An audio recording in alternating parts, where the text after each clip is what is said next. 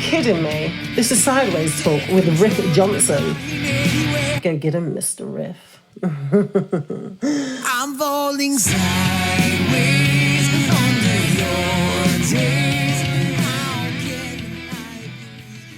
And we're back once again, folks. Sideways Talk with myself, Riff Johnson, representing the Star Wars brand and another brand himself, Mr. Thomas Estrada.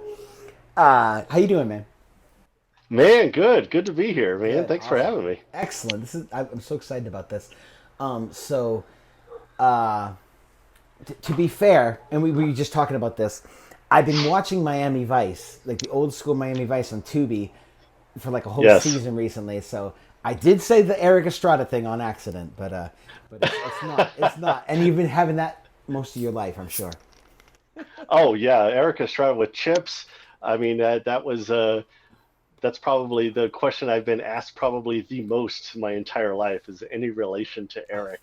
That's so funny. Or just being called Eric in general. Yeah. I have friends that I've known for years that still call me Eric, and Oh man. I remember the day my son, when he started going in grammar school, he came home one day and he's like, "Dad, my teacher's calling me Punch. What does that mean?" And I'm like, "Oh yeah." I said, "Get used to that, son, because that's gonna be you." I didn't even think of that. That's the gift that keeps on giving when you have kids, I guess. I didn't even think of that. Oh yeah. That's great. Right. Punch. Punch. Which you know is funny. I could still watch that show every day. I love it. Oh yeah, good. It was it's fantastic. There's probably kids watching this, like, "Oh, what?" What? Oh yeah, the great theme song with the bass line and Yep. I mean everything about it. The disco tune at the beginning and Oh, it's fantastic. It was so funny. Yeah. They did a remake. Actually, I thought the movie was funny too. It was different. I never saw that. Yeah, it's geez, a couple good actors there, and it is Yeah. funny. I don't think it did real well, but I thought it was comical. It wasn't taking itself serious. Yeah, at yeah, least. yeah. It kind of like the Starsky and Hutch remake. That was a great movie. Yeah, oh, It was okay. silly. It was so For sure. silly, but it was funny. And Yeah. the guys actually came out and they were in the movie too. Nice. So that's great. So how did we connect? I was wandering on the internet, and I saw this watercolor painting of Eddie Van Halen not long after he died. And I was Yeah. so blown away. And you shared it. And I just wrote to you and I was like, man, that thing's amazing. I have some artist friends that are just great and they're all great in their own way.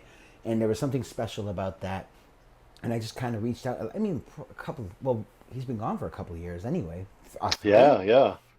Quite a while. Crazy. Yeah. And Yeah, it was one of these things, I grew up a fan like so many and I mean Van Halen was it. That was literally the first rock poster that I had to grace my walls in my bedroom and I just always loved the band and the whole vibe and I grew up with that and hearing the news. I remember the day hearing the news of his passing and I was just so moved by that.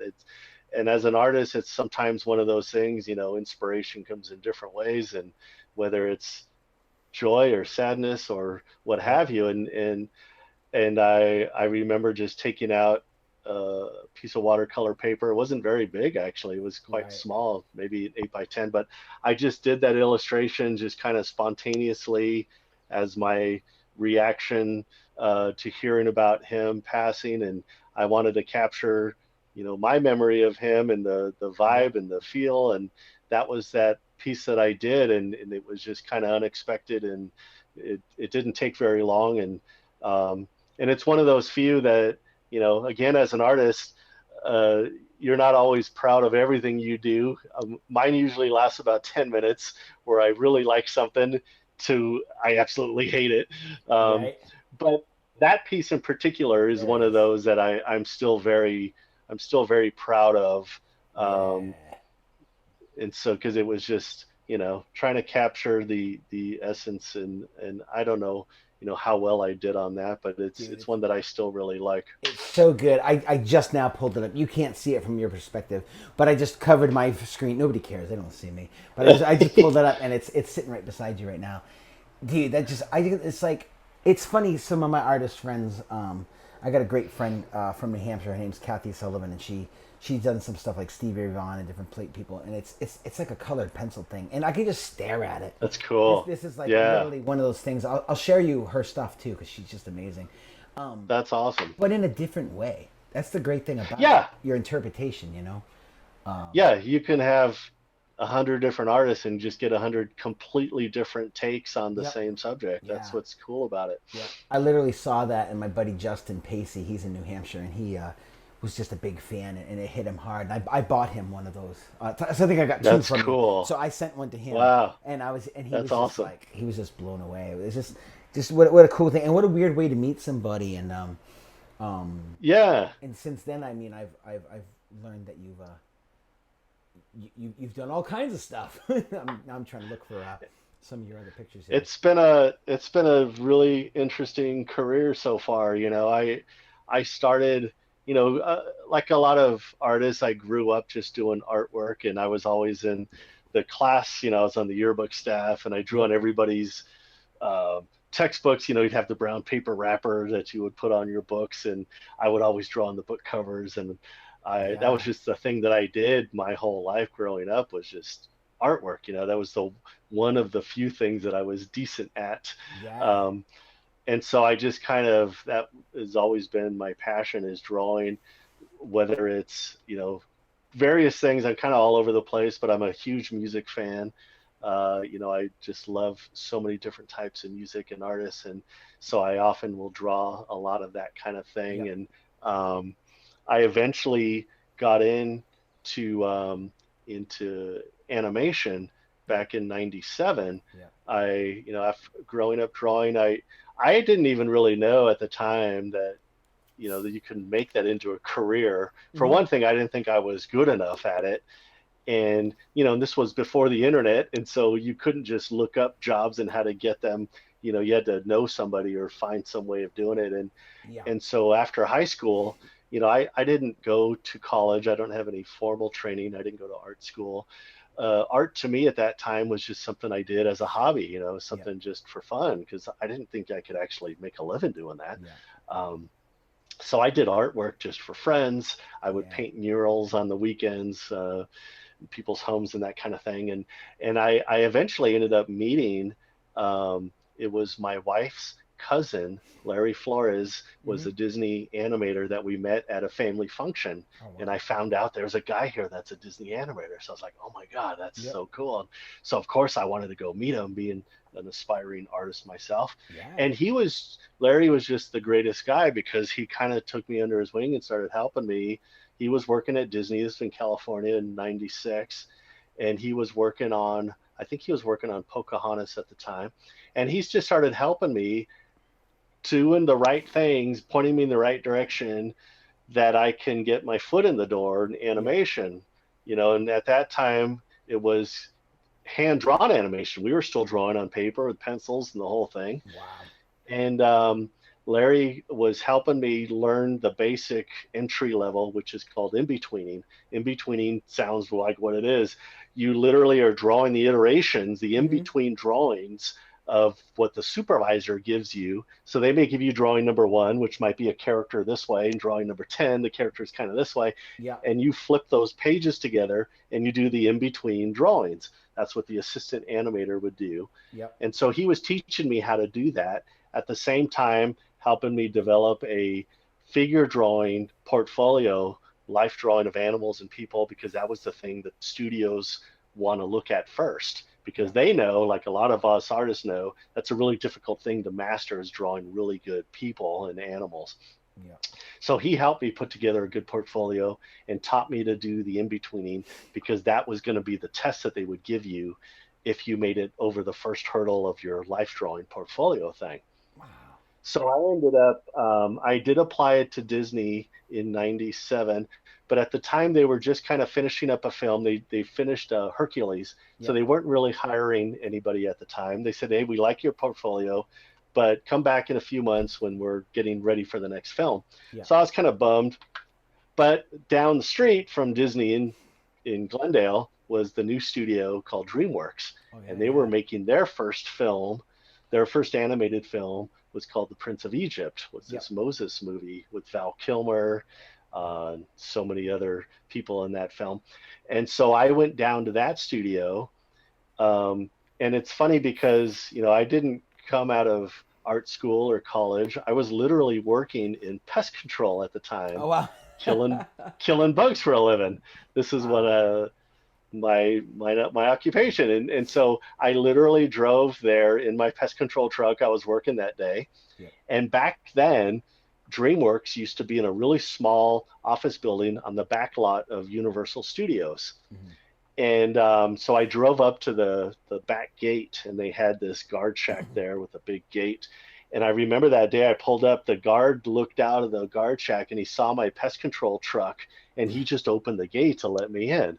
Oh wow. Because I figured he thought I was just Oh. there to spray the place. That's hilarious. Because I didn't have an appointment or anything. I was there to drop off my portfolio. Mhm. And I dropped off my portfolio in my pest control uniform and the whole thing. Yep.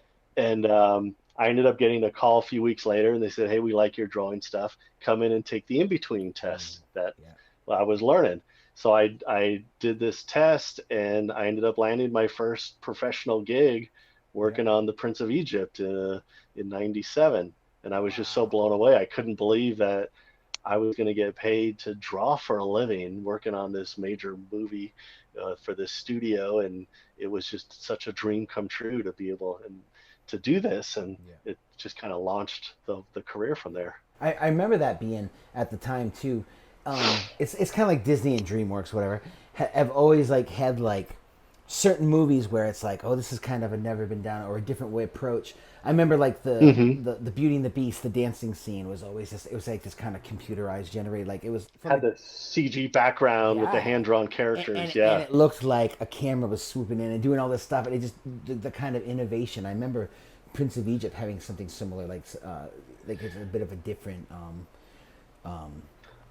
well, they had the thing called they had this deep canvas thing where they had the chariot race at the beginning. Yep. Was hand-drawn characters, but they were racing through these CG 3D sets. So where you would see the buildings going by, and they're going down these corridors on the chariots, and so and then with the water at the end, with the parting of the Red Sea, they were coming up really cool techniques of blending the CG with the hand-drawn animation, similar to what they were doing in Beauty and the Beast. And so it was a really cool time to be in the middle of that, to be part of those films and the cool stuff that they were doing. And how crazy where they went from there. You're like, oh, they got this little tiny office in the back of Hollywood Studio or whatever it is in the Universal Studio. And then it's huge company now.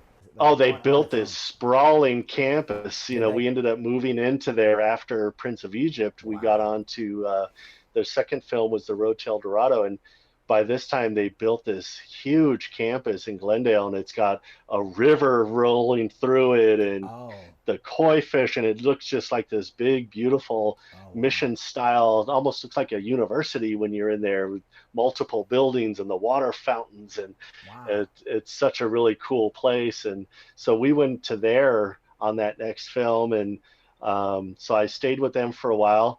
And then, what happens a lot in animation when you're in between films, they don't want to keep a lot of artists sitting around getting paid doing nothing. So I was in between. We were waiting to go on to Spirit, was a horse film that DreamWorks was making, but it had some script problems. And so a lot of us ended up getting cut for a while with the promise of coming back in just a few months. And so that kind of turned into 5 months, which turned into 6 months. And pretty soon I was looking for some work. So I was actually got on to at Disney. I got a full-time gig there working on a film called The Emperor's New Groove. And so I was thrilled to be working again. And so I'm now working over there at Disney. And that led to films. I got onto Atlantis after that. And Treasure Planet was another movie. And then there was a cow movie in there called Home on the Range, was one of their last hand-drawn films, and so I worked on that one. I got the picture of the llama here. There we go. Oh yeah, from The Emperor's New Groove. There he is. That was a really fun film. And the thing is a lot of those films, they did not do great at the time, but they've gone on to be just these family favorite cult classics, Yep. if you will. Especially things like Emperor's New Groove is just so huge today, Yep. way more than it was at the time. I mean, Yep. I remember going to see New Groove when it finally came out after working on it, and it was me and my wife and kids and maybe four other people in the Oh theater. man. And but now all these years later, they've gotten so big. A Yep. lot of those films, Treasure Planet has a huge following, and Yep. um, so I did all that for it was a good 20 years working on feature films. That Wow. ended up moving into CG films. When we transferred over from drawing hand drawn stuff going into Yep. computer animation. So I got to work on movies like Shark Tale and Over the Hedge, stuff back at Dreamworks. A lot of times artists would bounce back and forth between studios, because Yep. they were all so close to each other. And so I was doing computer animation, on those movies. And now that I had this new medium, this new tool that I was learning, Hmm. that opened doors to things like video games. And so I got to work in the video game industry on movies like God of War 2 and Yeah. Gears of War Dude. 2. I Yeah. worked on the very first Uncharted game, The Drake's Fortune, with So good. Naughty Dog. Yeah. And so that was all just a lot of cool stuff. And so I'm just kind of trucking along, just doing this stuff. Wow. So I dope. I eventually came out to Salt Lake City. Hmm. Disney had a video game studio in downtown Salt Lake called Avalanche Software, and they ended up relocating my family and I in 2008. We came out to Salt Lake, and I was working for them for another 10 years doing various Disney titles like Toy Story 3 and Hmm. Disney Infinity, and a lot of that kind of thing. So you actually working on the movies? You're working on the video game? Oh, like Toy These Story are the 3. video games by this Oh, time. Yeah, Toy wow. Story 3 was the game, and then Cars Hmm. 2 had a video game, and a lot of licensed titles that Disney was doing. And the big one was the Disney Infinity, had these little toy figurines Yep. that were really big for a moment. Yeah. So I was working on that game for a long time. Um, when Disney shut down Infinity Game, that in effect closed the studio as well, Avalanche Software in Salt Lake City. But because there was this really tight core group of game developers in Salt Lake with Avalanche, that actually led to the studio reforming and reopening under WB with Warner Brothers. Yep. In fact, they even just bought out the same studio with the lease, and they changed a few signs on the walls, brought in some new computers, and we all Yep. became Warner Brothers employees. Wow. And so that happened in 2016, and so I went to work with them, and I was only there with Warner Brothers for about a year. They started working on the recently released Hogwarts Legacy, Yep. the big Harry Potter game that they just released. So I was working on that for just a few months before I Yep. I ended up resigning in 2017 Yep. and going just full time freelance. Wow, man. That's so wild. Yeah, that Harry Potter game looks pretty badass. Huge. It's so crazy. It's such a Yeah, big buzz about it. I haven't played it, but such a big undertaking. I I haven't bet. played it yet either. I know that it's such a huge game, and it was very ambitious from the beginning, Hmm. and that was one of those things. By this time I'd been working in film and games for about coming on 20 years, and to move on to a game that big, as exciting as it was for someone like me, I was like, oh man, we're gonna do this. This is gonna be a lot of work and a lot of late nights, and Yep. um, and call it a midlife crisis or whatever. I was in my late 40s, and Yep. you start to reevaluate things. My mom had just passed away, and you start Yeah. to rethink, like, I don't know how much time I have left. My mom died fairly young, and you start to think like, is this what I want to do with whatever time I have left? We're rolling onto this game that's just going to be, it's going to be keeping me here for a lot of late nights for Yep. probably a good 5 or 6 years, which it ended up being. Yep. And so I started at that time, I started thinking about other stuff. And with my film background, I started doing these Comic Cons Yep. because they started popping up all over the country. Every state now has at least one or two Comic Cons that they do. Sure. And I started doing those. because I discovered a lot of these films that I've worked on those years ago, Emperor's New Groove and Treasure Planet, have this huge following, and there's a lot of interest in those. And as we started booking those shows, we were doing pretty well, like just meeting people, selling my artwork. I was getting invited to them doing panels. I would do like behind the Disney Magic panel at these Comic Cons. And we just started doing so many of them. And it was just fun to draw again from doing computer animation for so long that, I told my wife, like, why don't we just do this for a while? The job's always going to be there. Both of our kids were grown and married at this time. Yep. And so we literally sold the house. We rent a little place in town to be near the kids. Yep. We bought an RV, and we just started hitting the road, just doing full-time Comic Cons and art shows. Have you been to Boston to that one?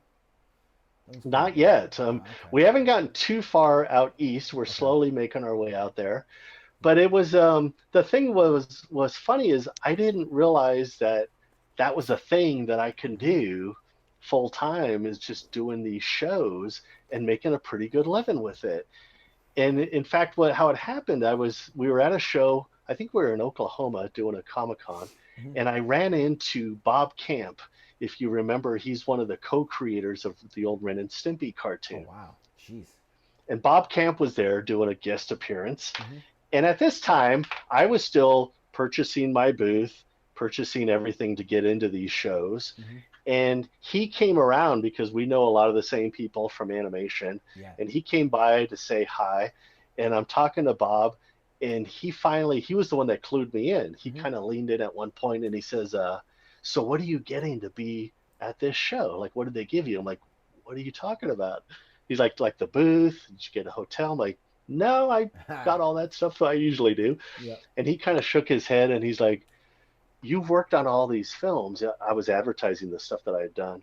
He's like, all the people here that are coming to see you, this show is making money off of you being here. Yeah. He's like, next time you do a show, rather than just buying everything, just kind of mention who you are, like contact the show, producers. You kind of have to sell yourself a little bit, but he's like, just kind of tell them who you are, what you worked on, send them your IMDb page, and just say you're interested in coming to their show. So I'm like, all right, I can worth a try. And, and occasionally I'll get nothing at all, but I started getting more and more shows saying, we'd love to have you. Do you have a hotel? Do you have a booth? What can we do? And at the same time, there was a bit of bartering. Like, I can do an animation panel for you. We can talk about the Disney stuff. I can do an exclusive print. So it's not just one-sided. There's a lot of give and take. You negotiate this stuff. And I started booking more and more of these shows where I was getting invited and being a special guest and getting on their website. And it's like, this is really cool. I had no idea this was even a thing. And so that just became our full-time job. Wow, that's unreal. Did you do, as you were at your booth, did you do some work on the fly? Oh yeah, we would do on-the-spot commissions, and so I would do custom drawing and that kind of thing. And to Colleen XOXO or whatever. Oh, it was nuts. I had no idea that by this time we have fans that are in their early 20s that grew up watching Treasure Planet, Prince of Egypt, that's now 20 years old. And I would hear these stories about these kids just saying, oh my God, me and my best friend would do sleepovers every Friday night and we would watch Emperor's New Groove, and you don't know what this movie means to me. And I was having guys show me tattoos of Treasure Planet, and I was in a car accident, I was in the hospital, and that was the movie that pulled me through, and just tears. And it's like, to know somebody that worked on the movie and you've got your name in the credit, like, oh my God. I was just blown away by that whole thing. And then I really didn't know, because like I said, a lot of these movies bombed when they first came out. But you didn't know. Now, after 20 years, you've had kids that have had it on VHS and DVD, and they've grown up watching them. And, to be somewhere to where it's like, this is kind of a cool thing to have somebody that actually worked on the movie show up to their Comic-Con in Albuquerque and sign some prints and stuff for them. And so it just became this whole new world of just doing that stuff. That's awesome. It's so funny. My little cousin used to love the Atlantis movie. He'd have that on all the time. Oh yeah, just like over and over again on his VHS. I would hear that same thing. It was just nuts, you know. And so I've got the whole new generation of fans that grew up watching this that Yep. were dying to meet somebody that actually worked on their favorite movie. That's awesome. I didn't even know you did that stuff. Here's a good question for you. When you're doing Comic Cons, are there certain parts of the country where you feel it more? I know when artists, musicians tour, it's like the Midwest is like they send a huge vibe. I think partly because there's not much to do out there. I don't know. You know, Go ahead. it's a lot like that. I mean, you know, growing up in LA and living there even when I was working in the animation industry, it's not that big a deal to know Right. somebody that worked on a movie Mm-hmm. because a lot of people do. You know, I've got uh, cousins that work on they build sets or they build props, and that's not, but you get out to Oklahoma or Wisconsin and it's like, oh my God, you actually worked on Emperor's New Groove, like you have your name in the credits, like this is really cool, you know. And Yeah. so yeah, it's definitely a lot of that. It's funny how certain shows focus on certain films other than others, which is Okay. always, I can't explain that at all. Like for some reason we go to a show in Denver and they just love the Emperor's New Groove. We get out to a show in Albuquerque, for some reason Treasure Planet's the thing, and Yeah. I have no idea why that happens, but it was definitely a thing, you know, when we got out there to some of these other smaller towns or smaller shows where it was like, wow, this is really cool, you know, that I played such a small role on Mm-hmm. some of these films. I was just barely an assistant, you know, assistant animator or an in-betweener.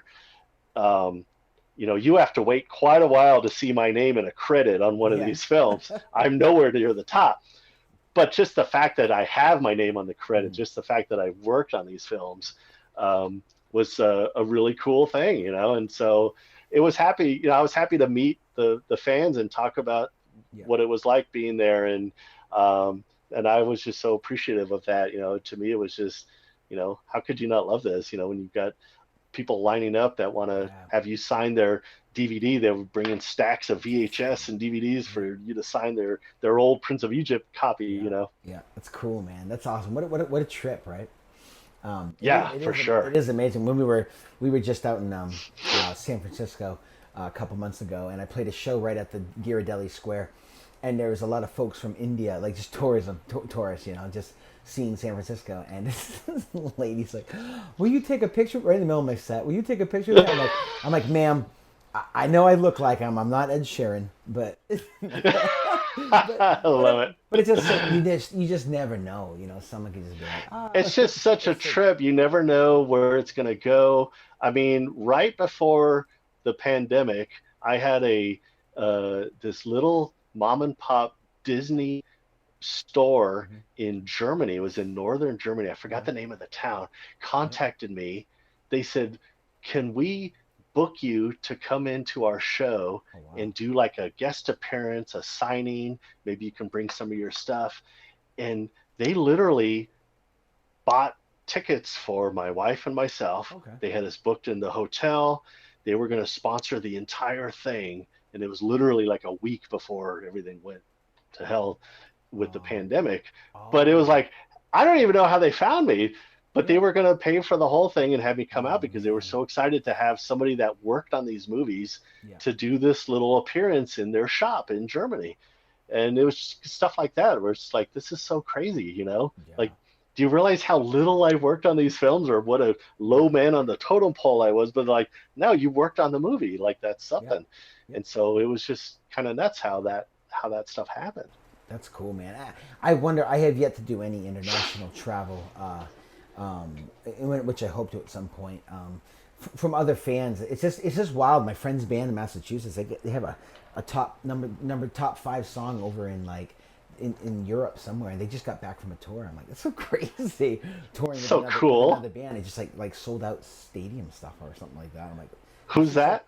The band Lansdowne out of Boston, Okay. and they're not necessarily a band that's super well known. They are in Massachusetts, but it's they're so Yes. crazy. I'm like watching these guys tour, and they're in all these places, and I'm just like, I hear some of them say how music's great, but like you said, kind of the United States, I think, has a little bit more of well, we have all that. Yeah. You know, and you get over there, like you said, I think people in Germany, I have some fans that are from Germany, and they just seem so excited. I'd love Oh to make man, it, you well, know. you hear those stories. I mean, even from back in the day, you hear, how popular, Jimi Hendrix was in Europe, Yep. when he wasn't getting much traction here. And I was just watching a thing about Cheap Trick, and where they Yeah. were trying to get something going, and they had no idea how huge they were in Japan until they Yeah. went over there and recorded that, famous concert now. Yep. Um, they just had no idea, and so it's just kind of those things you just don't, never know. Yeah. It's so funny that the United States is such a small part of the world, really. Um, Yeah, there's so many things like that. I was listening to somebody talking about translating their YouTube videos into other languages because the actual English speaking, the eyeballs of the world, the English speaking part is so tiny. And if you can so get things tiny. like translated elsewhere, it opens up a whole market for you. It's just wild Yeah, to think like that. But yeah, so that would be at some point. I don't say someday because someday never happens, but at some point I do want to do some of that. sure. It'd be awesome. Yeah, we got to go to England. We in between the Disney and WB thing Yep. for a short time when I wasn't sure where I was going to work. I actually got approached by a game developer, Creative Assembly, which is out in just south of London, and they actually flew us out there for an interview, which was really cool because that was the first time I'd done any international travel. So to take a flight all the way to London and get to hang out there for a weekend was really really cool, especially when Very cool. somebody else is paying for it. Well, yeah, I mean that's the perks, right? That's awesome. Yes. Yeah, Right. yeah. We're working on some of that. But I've had some pretty good shows though that where they supplied a room and stuff. So we're working on That's it. cool, It- man. It's Yeah, when hard you as can a get it. yeah. It's from being from Maine and then just literally myself and Paige from she's in Canada, and she was with me on this trip and just to go across the country and even though it's a smaller scale thing now that hopefully we can build, but honestly Yeah. partly due to the pandemic and forcing Yeah, for myself to sure. be online more, make more of a presence, and you know, And that's kind of where I ended up going, with when I started working full time freelance, we were not only depending on a lot of the Comic Cons and that type of thing doing those mhm, shows, but I started doing more stuff online and putting stuff out there to get more exposure. The cool thing that happened is, one of those things because I'm such a music fan yep, and I have this animation cartoon kind of background thing, is I started blending a lot of those types of things. And one of those is, I'm a huge Dave Grohl Foo yeah, Fighters oh fan. man, I, I mean, I remember being a fan, going back to Nirvana days and when he first started doing the Foo Fighters thing, and so I was drawing because I'm now working for myself. I have this free time to kind of do whatever I want. yep, I was drawing these kind of cartoon caricatures of Foo Fighters, and I started posting those online in different fan groups and this type of thing. And one day out of the blue, I get this notification on Twitter where Foo Fighters liked one of my posts that I did of wow, them, one of the cartoons, and that alone was enough. I was just like, oh my god, they saw it, they liked it, that's cool.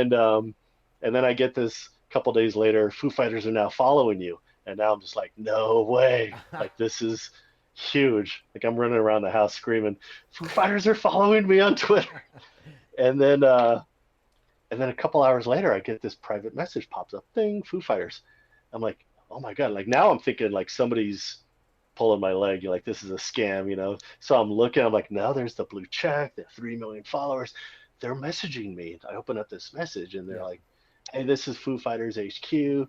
We love your stuff. The band's going to be out there in Salt Lake. This was in 2017. We'd love to send you a couple tickets. Got a yeah, backstage thing. By the way, if you're down, we'd love to talk to you about doing something.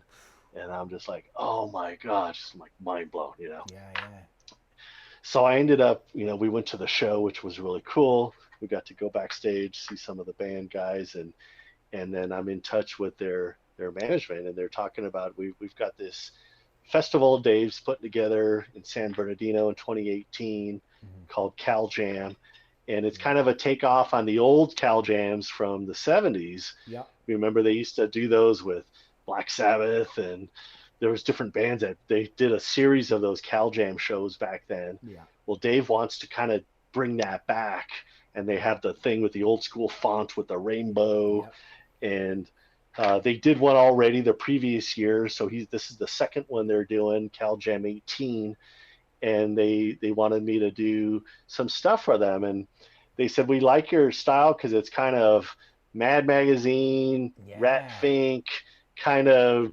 gritty, homegrown.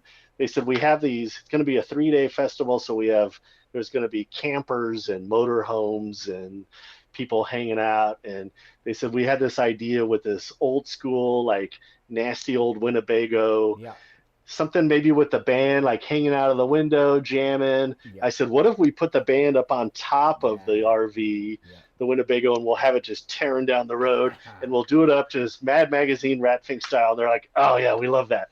So I just started coming up with these drawings, and we would be on, this lasted like for like almost a year of just doing stuff, throwing stuff at them, different ideas. They would come back and say, yeah, Dave loves that. What if we do this and that? So I just started doing all this artwork for them, not always even knowing exactly where everything was going to be, because it was like, oh yeah, that's cool. Dave loves that. Could you put that in this format and email it to us? So like, all right, cool. So we're just doing this thing. So finally, October 2018's rolling around, and that's when the festival's going to be. And they said, of course you got to come down. They invited us down. They put us in this really slick luxury RV that we got to stay in. And it was funny because when we got there, I started realizing where this stuff that I'd been doing this whole past year was showing up. One thing, there was this banner that they produced, and they printed that original piece that I did with the band jamming on the RV, and they were giving those out for the campers who would purchase the RV passes or the camping passes. So when we got there, there's literally dozens and dozens of people flying the banner with my artwork on it. I'm like, oh my God, there's that thing that I did. And that's cool. Everywhere we turned, we just kept running into my artwork. There was one image, I don't think I shared it, but there was an image I did of the band. I said, what if we have them like on old school, like Schwinn bicycles, like with the banana seats and the ape hanger, handlebars and the whole thing. And they're like, yeah, let's do that. So I sent that in. I never heard what they did with it. But the first day when we got to the festival, they brought us in, and one of the security dudes shows up, and he's wearing the All Access like laminate. That was like the top one. And on that was the drawing of the band on the bicycles. And I'm like geeking out by this point. I'm like, oh my God, I'm pointing at it like a 10-year-old. There's my drawing on the lanyard.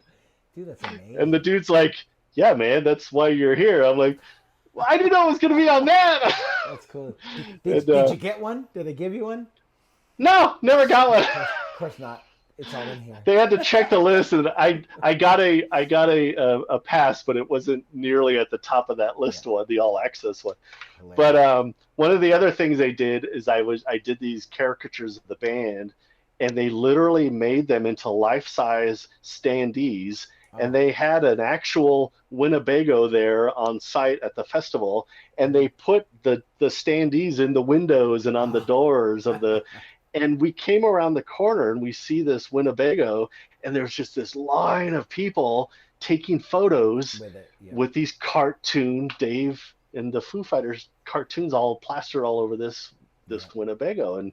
And so it was just really cool because we just kept running into it during those 3 days of where the artwork was going to show up. And it was just such a fun little thing. And what a better band to actually do that for. I mean, it's probably one of the best bands you could do that for. Oh man, it was the coolest thing. I mean, it was one of my favorite bands, and as an artist growing up, I think kind of like musicians, I know Dave talks about, you have this fantasy that, you go to the concert and the drummer broke his arm, and does anybody know the songs, and they get pulled on stage. Well, as an artist, it's the same thing. I always had this fantasy, like, I'm going to draw just the sweetest Spider-Man that, Stan Lee is gonna Yep. email or mail me or call me and say we need you to come in and do this for us. Well, that was the thing with the Foo Fighters. I mean, to have that, to think that the band would actually contact me and say, "Hey, we love your stuff. We need you to do Awesome. this stuff for our."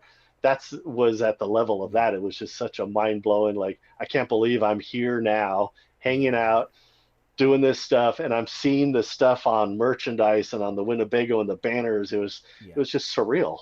Wow. I got to meet Stanley at the Boston Comic Con. Oh, awesome! Yeah. I mean, Nice. we had to pay to take a picture with him, but it was Sure. not long after his wife died, and it was his last Comic Con Oh, that he went to. wow. So, but he was Yeah. just old and frail, sitting in a chair taking pictures. You could tell he Oh. loved it.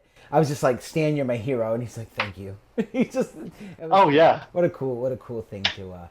But but that guy, man, talk about a guy with a dream. Holy cow! Dude, Amazing. it was just such a cool thing. And the funny thing, I often get asked, like, "So did you get to hang out with Dave?" I never met him the whole time. Right? He was always during the whole 3-day festival. The management would call me or text me, and they say, "Hey, Dave's at this backstage thing. If you head over there now, that you can meet him." So we would run over there, and by the time we'd get there, he'd be gone. He'd be off somewhere. Oh yeah. There was even a point where we were heading over to see him again at another place during the festival. And as we're coming up the hill, there's just a sea of people, while everybody's milling around. Way at the top of the hill, we see like the Red Sea is parting. There's this golf cart with like several other little trains on the back of it Yeah. tearing down the hill, and we're like, "Oh my god, like this dude's gonna kill somebody, what the heck's he doing?" And as it passed us, it was Dave Grohl in the Oh, golf that's cart, funny. and he's just Driving. driving, and he's just screaming, and everyone's Yeah. just cheering as he flies by. And so the whole Oh, time we never even got to meet him. wow. He was always just Yeah. one step away from us. But sometimes that's how it goes. You get Yeah. those things where it's like, I was so thrilled anyways just to be part of it. Oh, So it was definitely. cool. Yeah, um, Dave Grohl driving a golf cart sounds like another piece of art. I'm just saying, just saying. Oh, I definitely drew it. Yeah, Oh, no, you did it thing, yeah. That's awesome. That's so great. Let me see. As you were talking, I put a couple of those images up there of the banner and the. I wanted to put. Oh yeah. I wanted to put this one up because I saw this and I was like, oh man. And it is Taylor Hawkins, the one that's a little bit of a collage you sent me. Yeah, so And that's right there here. was a few pieces that I ended up doing Oh, he's on the with bike. Taylor. He's on the bike on this one. One of the bikes. Hold on. We still there? Yeah, I'm still here. Okay, cool. Sorry. I was getting a phone call. Yeah, there's the one on because he was an avid mountain biker, and so I did one of him on his bike. There's Okay. one of him in his he had a Toyota pickup truck that he had since high school that he still owned that he drove every Is day. that I little understand. that little pink one? Is that what that is?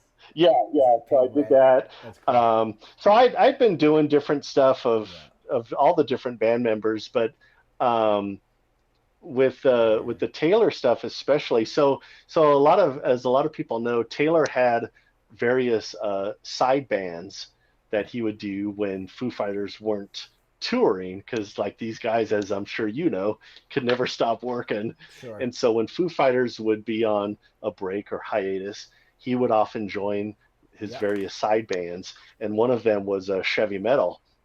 And Chevy Chevy Metal. Metal, That's so good. yeah, they would do like a lot of cover tunes where Taylor would sing and Wiley, their bass player, would also sing, and Brent Woods is one of the guitarists, as well as Mick Murphy, and really, really cool, just amazing musicians were in Chevy Metal. And so after the Foo Fighters thing, um, I got to do some stuff with Chevy Metal with Brent Woods, um, and so I had an opportunity to get different artwork and stuff to Taylor.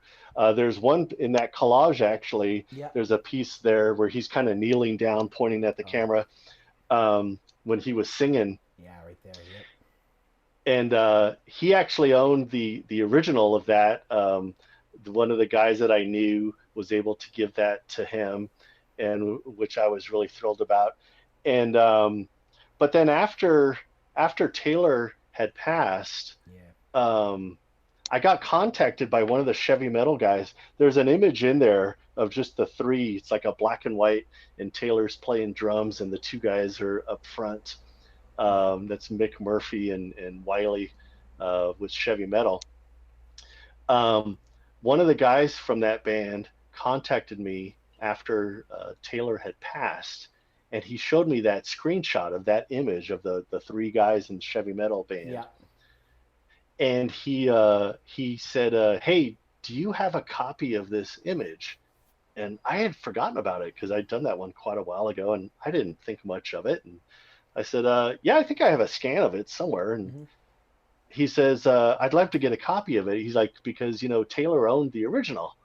I was like, "What? Like did he really?" And he's like, so he tells me this whole story. He's like, "Yeah, man, he really loved it." And I'm like, "Where did he get it?" He's like, "I don't know if somebody gave it to him or what."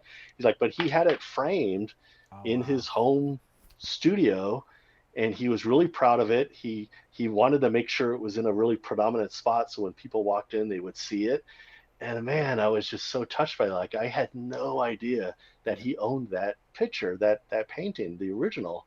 And he's like, "Yeah, he really loved that one. He just thought the most of it." And I was like, "Man, thanks for letting me know. Like that just means the Yeah. world to me." And Yep. it just so to me that was even more important than even meeting him or meeting the band, knowing that he had a piece of my artwork Yeah. that spoke to him, that he wanted, that he was even going as far as framing it and putting that in Yeah. his studio, was, man, just the coolest thing. Yeah. And so that really meant a lot to me. And um, so yeah, it was just one of those things like I just had no clue. I didn't even know anybody had that painting anymore. I Wow. couldn't even remember what had happened to it. Yeah. That's And to find out that he had it there. that's like the highest compliment. You actually affected his life. How cool is that? You didn't have to Oh really meet man, him. You didn't have to meet him, but he, didn't have to meet him. Just knowing that he had that piece Yeah. in his studio was, man, the highest compliment. That's cool. I don't take that for granted. Like whenever anybody takes the time to take some of my artwork and Yeah. display it in their house and put it on their wall, or Mm-hmm. get a tattoo or do anything like that, is Yeah. like, wow, man, that's so cool. And so to find that out from somebody that I was such an admirer of, to know that Yeah. he was doing that same thing, that Yeah. he actually was a fan of my stuff, Yeah. and that he put it in his house and had it framed like that, was just, oh man, Dude, that's that awesome. was that was something really special. And that's the funny thing is what do you want? The people that appreciate you, the fact that you appreciate other people. I'll never get tired of having someone come up and say, "Oh, you're such a good singer," or "You're a great guitar player."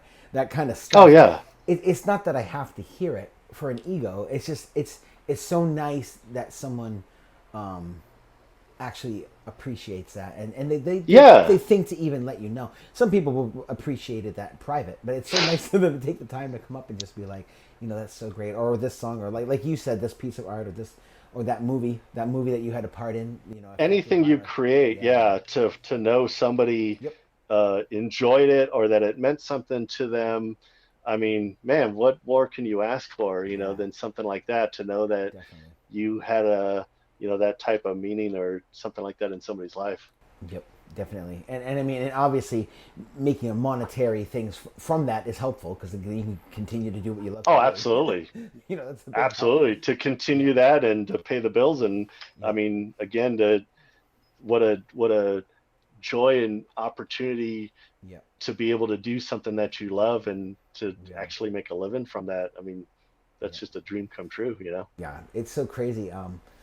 Just people that I talk to, even if you can do it part time, that's the thing. It's like people always say, "Oh, I'd love to be able to do this," or "I'd love to be able to." Well, you can, or you can figure out a way to do it, or figure out to do it a way to do it part time, even if it's just for your own sanity or for your own release or your own enjoyment. Oh yeah. Just to do it for fun. Creative outlet. Yeah. Yeah. Just to do it for fun. And, Yep. I found more often than not, the most success I've had with any of my stuff was almost always stuff that I was just doing for Yep. fun anyways, or something that I was passionate about, or was my own fandom. The Yep. Foo Fighters thing, I was just a big fan and putting that out there, and for them to actually see that was just unbelievable. And that's kind of how almost everything that I've done so far has been that since I've, started working for myself. Another one of those things, was, as a kid, I remember one of the earliest things I used to draw was hot rods Yeah. and muscle Oh, I got cars some of those right and here. rack fink. And so Yep. when I started having this free time to draw my own stuff and working for myself, one of those things I started messing around with was the rat fink thing because it was just pure nostalgia. I was like, oh, I remember drawing this when I was a kid. Yeah. Um, I'm and big so on I that. started messing around with rat There you go. fink, Yeah. and I was always a fan of just that whole kind of vibe of what rat fink was. It was kind of underground again, kind Yep. of gritty, kind of like rebellious, Mad Magazine. That Yeah. was the thing that appealed to the Foo Fighters. To me, that's what was rat fink, and so I started drawing that stuff around that same time, and again, just kind of posting a little bit of it here and there.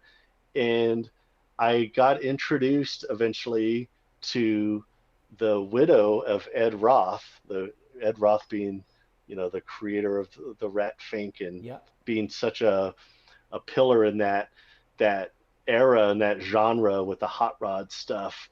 Well, his wife, Trixie Eileen Roth, Mm-hmm. um, runs the business. She has the copyright.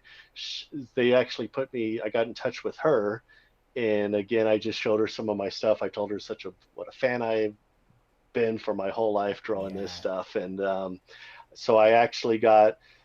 She offered me to sign on as an official Rat Fink artist, in which It's I cool. loved. I was so happy to be a part of that and to do it legitimately, where I could put the trademark and the whole thing on my artwork, Awesome. and it was such a dream come true to like, wow, I'm going to be part of the Rat Fink family, Yeah. and they have the big reunion that they do in Manti, Utah every year where all the other artists get together and they have the big car show. And to be part of that, Mm-hmm. I got to, eventually they asked me to design one of the Rat Fink reunions t-shirts and posters that I did.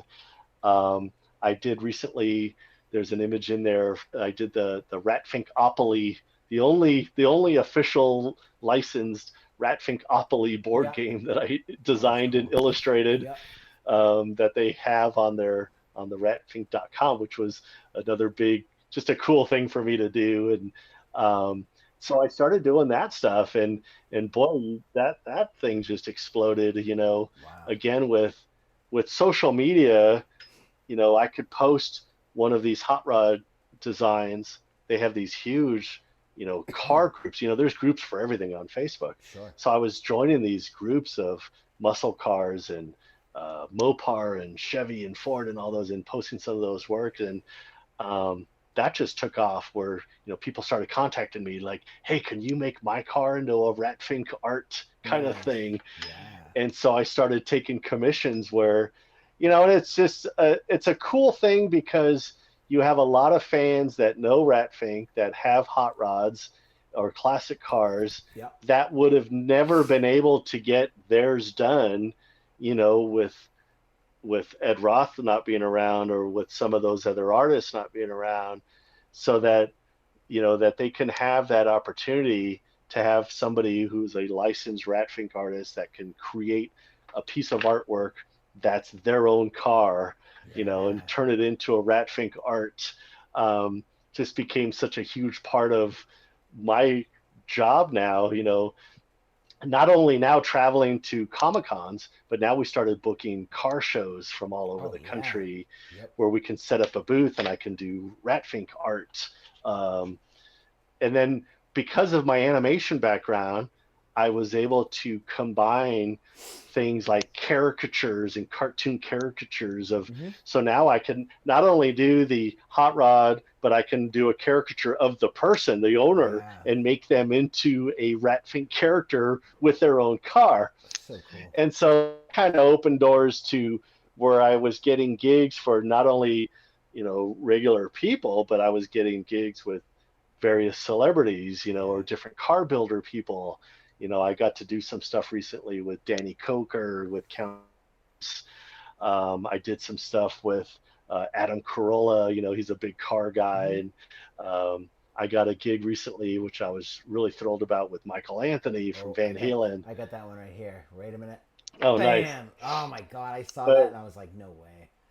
Dude, I love him. And to get to do that officially, where So good. Michael Anthony now owns that original, and he turned it into a T-shirt that you can buy on their official website, I love it. as a Michael Anthony Ratfink merch. And again, this is just stuff that is just fantasy stuff as a kid. Like, man, if I do a really cool Michael Anthony, I can There you eventually go. get that to him. And so to have that actually happen is just, It's amazing. Wow, man. yeah. What a cool multiple things that Yeah. been able to accomplish. And all because you just love art. You love art. You love art. And I just music. love art. Love art I and love music. music. I love just drawing that stuff and putting it out there. And you just never know where it's Yeah. going to go, who's going to see it, who's going to Yeah. contact you. I got to do some stuff with Big Daddy Don Garlitz, and where we literally got to drive out to his museum in Florida, and I got to present a painting to him at his 90th birthday celebration, Oh, I have that in here where they too. invited me, which was such a thrill, to have the family call me and say, "Hey, would you be willing to come out? We're doing this celebration thing. He's turning 90." And I Wow. got to present the painting to him, It is. and where he eventually took that painting and put it into his drag race museum, Wow. where it is now today. And it's like, just stuff like that. It's just That's surreal, cool. to meet, your heroes growing up, Don Garlitz and Yeah. stuff like that. Has just been the Wow. coolest thing.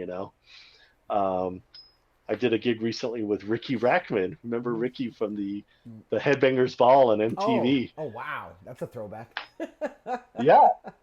So Ricky has this one man spoken word tour show that he does called One Foot in the Gutter. Okay. And he talks about all his time on Headbangers Ball, running the Cat House Club out in Oh Hollywood. man, no way. And he does this tour all over the country. And I got to do a piece of artwork for him of a Ricky Ratfink on his motorcycle, and he was Oh using that not only for his T-shirts, but he had it as the full backdrop on the yeah. stage of him. And so you just never know, like, just fun stuff like that just pops Yeah. up, and that's kind of what I'm doing now, is just doing those car shows, the hot rod stuff. One of the things that I'm actually hasn't even come out yet, that I'm just doing the pre-orders. Yep. I'm doing the culmination. I've taken all of those different caricatures of TV shows and movies, because I'm such a fan of the throwback stuff like Starsky and Hutch and Yep. Cannonball Run and you name it. Mm-hmm. Smokey and the Bandit. I've got caricature Ratfink Hot Rod style of so many of those, that I've put together this huge image that I'm now turning into a literal jigsaw puzzle. Yeah. Because it's like, what do I do with all of these now that I have them, Oh, I that think I I've been have doing that. over the last several years? Yeah, I grabbed that one too. That big montage there. That huge montage. That's And so awesome. I literally have a puzzle. I found this really cool place out here in Utah that produces these. It's all made in the Very USA, nice. and they're producing these puzzles for me, and they're Really? just really beautiful work that they've done. And so that's kind of my latest thing. That's And sick. it's just, the whole thing to me is just, it's just so silly, because it's just cartoons of stuff that I would have been drawing when I was 9 years old. Oh man, you got you That got I've you got not Don Knotts in there. The Ghostbusters. Look at all this. I'm bringing it up on Oh the yeah. screen right now. Oh my gosh, it's so good. So much stuff. Oh geez, Christmas Vacation. Shitter's full. Oh yeah. Oh man, You're gonna have to I had to really get a little study that closer to to it. see Yeah, them yeah, all. yeah. Oh man, that's so cool. Oh man, the A-Team. I saw an actual A-Team van in Florida over at the what was it? Choppers, whatever that bar is over there. The guy at the Oh yeah. dealership, Orange County Choppers, at that bar there. The guy, the 18 van. the guy next door at the dealership has an actual like 18 van that he drives. I think it's awesome. Oh yeah. Oh, we going to Comic Cons. We would run into that van, the Batmobile. They would have the Mystery Machine, like all of that stuff. Yeah. I love all that. I mean, I grew up just watching all those shows, and so that's kind of what this puzzle is. Just a culmination of all those TV shows, all the movies, from all the throwback stuff, and it's just kind of obviously I couldn't get everybody, and I do get those comments quite a bit about people throwing out these random "Where's Hardcastle and McCormick?" It's like, all right, man, give me a break. Like I have like almost 50 of them here, but I still get to hear like all of the "Where's Miami Vice?" Like, all right, man, let me give me. I have volume 2 in the works. I didn't see the Fall Guy on there. Sorry. No. Oh no! Look closer. He's actually in there. I missed it. I love it. I didn't see Lee Majors, but I looked over him. I saw the Hassel. Yes. The Hoff. Yes. David the Hoff. Yeah. That's awesome. So that's kind of the thing I'm doing now is just having fun with it and just seeing where it goes, and you just never know from one day to the next. And it's just a fun blend of music and TV and movies, nostalgia, and just been a blast. That's awesome, man. I'm gonna have to share some of that stuff too. I'm gonna pull up your website here. So now I'm on screen too, but it's just on the bottom. So the art of Thomas Estrada, not Eric Estrada. Don't get it wrong. Don't piss him off. He's a nice guy. No. And Punch isn't in there yet either. That's hilarious. And I have heard that one. Oh, okay. He's not. That's even but that one's in the works. Yeah. Art of Thomas Estrada. You literally have like so much to look through. I mean, I pretty much just go through and look at a lot of the music stuff because that's my thing. Sure. Yeah, but it's just unreal. Just there's so much there, and you can purchase stuff, and it's so cool, man. What a portfolio of stuff that you have that people. It's just crazy. From, and that's awesome, man. Definitely. Yeah, that's fun, and you can find me pretty much anywhere online. You punch in Art of Thomas Estrada on any social media, and I'm always open to chatting with different people, and I often get aspiring artists and people that want to know about doing what I do or getting into the animation industry. And the thing is, I love sharing that stuff with people because I remember being in that position, trying to catch a break, trying to get some information, and whenever anybody took the time, like my wife's cousin Larry Flores, when he took that time to talk to me and share stuff with me, I was just so appreciative that here's this guy working at Disney that's going to talk to a nobody like me. And so I always remember that. And so when people come up and talk, whether it's at a car show, at a Comic-Con, and, I've got my son here who wants to be an artist, and cool. I love it. I love to share that stuff because that was such gold to me, to find those people that would take that time to do that kind of thing. And so I do appreciate those. That's awesome. It's so funny. Because I did a handful of these podcasts like about a year ago, and I was going kind of strong with it, and then my life situation kind of changed and everything. I didn't have a home studio. Sure. And I put it on hold, and then I was like, I'm going to start, I think, doing this again. But then I was like, you know what? I could probably take OBS. I could even do this out of my van. If I had a good Wi-Fi, I could do this and talk with somebody online. And I just started asking a handful of people, and they're like, oh, yeah, go ahead. And then I saw your thing come up, and I was like, oh, I'd ask Thomas to try me. He probably won't do it, but I'll ask. And you're like, seriously? Hell yeah! I think that was your response. Yeah. That's awesome. No, I'm always, cool. I'm always appreciative. I'm always amazed that people actually want to do something like that with me, because I honestly feel like I'm just goofing around. I'm not doing anything really special. And so the fact that somebody wants to talk to me about this kind of thing is like, yeah, man, that'd be fun. Let's do it. No, that's awesome. And definitely, man, when I saw the children's book that you illustrated, I was like, oh, the wheels in my head. Oh, yeah.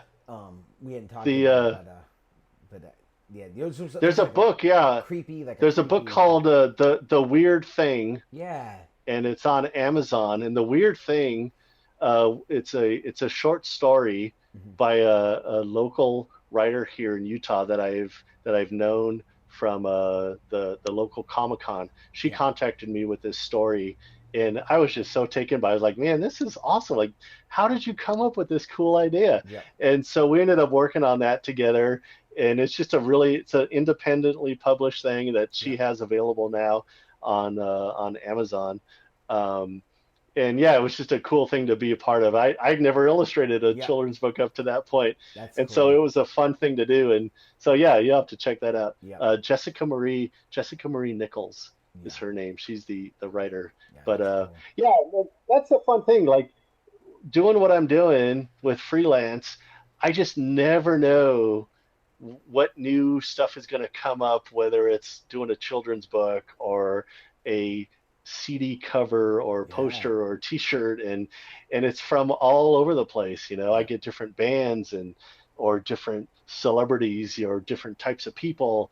I just did a thing with the Evil Knievel estate. Working with that family, and it's just fun, and I get excited every time I wake up, and I don't get much sleep because I've always got these different ideas that pop in my head. I'm sure, as you know, oh my God, being a creator, yep, you get that all the time, all the time. And I can't help but just be thankful that I get to do this, that I get to do stuff that I consider a hobby, that I consider, this is stuff that I think of as being a 9-year-old sitting at the coffee table, watching cartoons and drawing, and the fact that I'm doing this every day for a living is like, it's silly. It's just silly. I think that comes across too, and that's the great thing about it, the gratefulness of what you have. I mean, you obviously have something, and I think that comes across, and that probably helps keep you grounded and keeps you really being able to do what you do. Because if you're a douche about it and like, this is my art, you should buy it. This is my album. Yeah.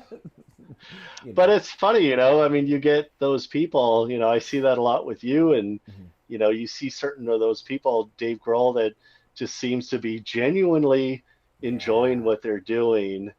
That was something that I admired so much about, even Taylor Hawkins. Like, he was just so enthusiastic with whatever he was doing, and you could see he was genuinely. I remember watching, they did that one documentary episode show where they were recording in different studios across the country. Awesome. And they were in that one, they were out in the desert and recording the song with Joe Walsh, and Joe Walsh had come in to do just a little guitar solo piece on this thing, and to see Taylor Hawkins just light up like a 10-year-old, just like, oh my God, Joe Walsh is here. And he was so excited about that. And it was like, man, I totally get that vibe, when I get contacted by somebody like Rat Fink or Evil Knievel, like, oh my God, I'm actually talking to like the real people, and how can you not be excited about something like that, and that's kind of how I felt from day one, from first landing that gig at Dreamworks. Like, I can't believe I'm working at this studio where somebody's literally going to pay me to draw, to do this thing. Like, that excitement to me has just always been there. Like, I don't see it going away, because how can you let that go when it's like, I'm so fortunate, I'm so blessed to be able to do something that I absolutely love. Absolutely. That's awesome. I would never thought, being 16, just trying to learn how to play the guitar, dude, it was awful. I almost gave up a bunch of times. I was just like, I'm never going to understand this. I'll never get this. And I had one history teacher, Mr. Phil Hendricks, and he just kind of showed me the beginning of Wish You Were Here. He showed me that one little and he played a G chord, and I was like, like, I literally almost 2 years of not understanding what I was doing, and he showed me that in like my junior year, and I was like, oh, I get it. I totally get it. And from there, I just played for hours and hours and all the time. To hear that and to create something and to put together a simple chord progression. I mean, I play guitar, but I know just a bunch of cowboy chords enough to get by around a campfire kind of thing. But to even hear that, to put together just a 3-chord progression, is like, oh, you can actually play a tune with this. Like, oh my God, like I couldn't imagine to take it to a level beyond that, to create a song and to get out and to perform and put together a set of music. Like, how cool is that, man? Like, It's way that's to cool. me, that's on the same level of just Yep. being, just doing what I'm doing, Yep. to put something together, and then to actually have people interested in it, want to come out and see it, or want to hear it, or want to purchase it. It's like, wow, this is so cool. Like, this is something I'm doing just for fun, and you guys actually are interested in this. Yep, it's mind amazing. blowing. Yeah, and the people that you meet, and social media has made that so much more convenient. It's just funny the people that reach out. In this, you kind of form friendships, and it's just great. Oh yeah. And sometimes I'm just like, really, you want to order like 3 shirts? Like, I know. different designs of the same thing, and like my friend Kelly in New York, she's awesome. She's a huge Cheap Trick fan. She just went to see them. Oh yeah. Again in New York. I was like, oh man, I got to see him now. I hope For sure. For a while. Oh, and I have friends that get to work with a lot of these kind of people as well, and I always ask them that same thing. There's Brent Woods is an incredible guitarist that worked with Chevy Metal with Taylor Hawkins, and he's one of these guys that he's a working guitarist, man. He tours, he's on the road, he's played with everybody from Kiss to Cheap Trick and Sebastian Bach and Kings of Chaos. He was just doing some stuff with those guys, with Matt Sorum, and whenever we're on the phone, I always ask him, like, dude, what's it like, man, hanging out with Cheap Trick? And he's just like, dude, they're awesome. It's like, I always just turn into a big fanboy, but it's cool because he's the same way. I mean, this guy, like, he gets it. He knows what it's like, and the opportunity that he has to be out there and record and play, and his claim to fame, also one of many, but this dude, Brent Woods, was literally one of Randy Rhoads' guitar students. When Randy was like 16. He was given guitar lessons out of his home, and Brent Woods was one of his students. And I'm just like, man, dude, what was it like? You got to have guitar lessons from Randy Rhoads, man. And the stories he has, man, it's just fun. So I love connecting with people like that, and with you, and sharing this stuff, like the enthusiasm and the excitement of being able to do what we do, and to be able to share stories and experiences, and it's just exciting stuff, man. That's awesome. I was in Salt Lake in May, and I never even clicked, but now it's in my mind. So when I'm back again, man, we'll definitely hang out and do something. Man, for sure. I'd love to see your home studio, but it's quite an adventure. It's just, I'm gonna do it as long as I can, and God willing, I'll be around for a while, and I figure it's not a lot of extensive manual labor picking up a pencil or a paintbrush, and so I'm hoping to do this as long as I'm able to, and and I'll be smiling the whole way. It'll keep you young, I feel. I think you're gonna be all right. Whoops, there goes my guitar. I just fell over. There it goes. I guess it's time for me to go live. It's almost 6. Right on. But dude, that's so good. Thomas, thank you for being here. What a cool episode. What a just a lot. We could probably make about 100 pieces of content from this. I'll grab a few, and I'll send them to you if you want to use them for reels or whatever. Or man, I love it. I'll tag in all that stuff, but for sure, cool, man. Just keep doing what you're doing, and just be grateful for it as always. I mean, it's man, cool. I know we've chatted a lot online, but it's been great to hang out finally and the live video and the whole thing. So this has been really cool, man. And let me know, man. I'd love to do it again. Very cool. Absolutely, man. Thank you. We'll keep updated.